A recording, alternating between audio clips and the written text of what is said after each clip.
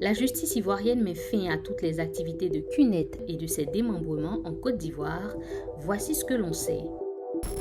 CUNET se présente comme une entreprise spécialisée dans la vente directe par réseau qui propose une large gamme de produits, bien-être, style de vie, joaillerie de luxe. Elle est basée à Hong Kong et est implantée dans plusieurs pays. Selon elle, son modèle commercial est de mettre ses produits à la disposition de ses représentants indépendants qui en sont les consommateurs. Ces derniers en font également la promotion et sont rémunérés sur la base de leurs performances. Après son arrivée en Côte d'Ivoire en 2008, des milliers d'Ivoiriens ont intégré le réseau de distributeurs. Pour intégrer le réseau, chaque nouveau membre devait effectuer l'achat d'un produit, notamment des purificateurs d'eau, des bijoux ou encore des boissons dites nutritives. Pour gagner de l'argent, ces nouveaux membres devaient alors attirer de nouveaux acheteurs et espérer des commissions sur chaque vente. Mais quelques années après le début des activités, le nom CUNET est apparu dans plusieurs affaires impliquant des réseaux de fausses promesses d'emploi.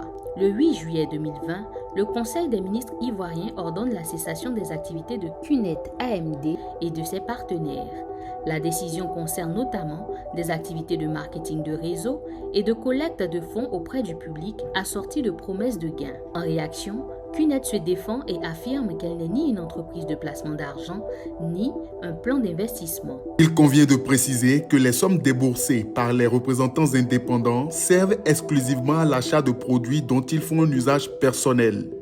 Nous n'offrons aucune forme d'investissement ou de souscription en ligne qui soit.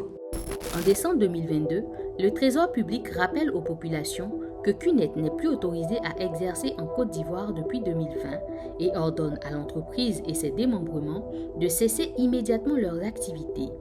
Malgré cette autre injonction, les affaires liées à CUNET ont continué de se multiplier dans plusieurs régions de la Côte d'Ivoire. À Vavois, Bondoukou et Oumé, plusieurs affaires impliquant des personnes se réclamant de CUNET ont été signalées entre 2025 et 2026.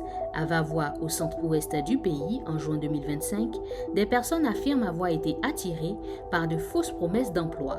Elles auraient ensuite été retenues dans plusieurs villas et exploitées.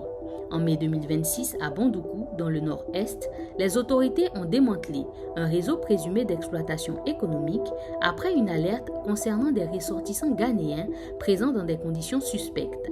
À Oumé, au centre-ouest, en juillet 2026, plusieurs jeunes ont porté plainte contre des personnes se réclamant de CUNET. Ils dénoncent notamment des présumées arnaques et des vols. Le 30 juillet 2026, le pôle pénal économique et financier d'Abidjan a ordonné la fermeture définitive de CUNET AMD en Côte d'Ivoire. Selon les médias locaux, l'entreprise est également condamnée à payer 3 milliards de francs CFA au Trésor public. Plusieurs responsables ont été condamnés à 5 ans de prison ferme, à des sanctions financières et à la confiscation de leurs biens. CUNET annonce toutefois son intention de faire appel.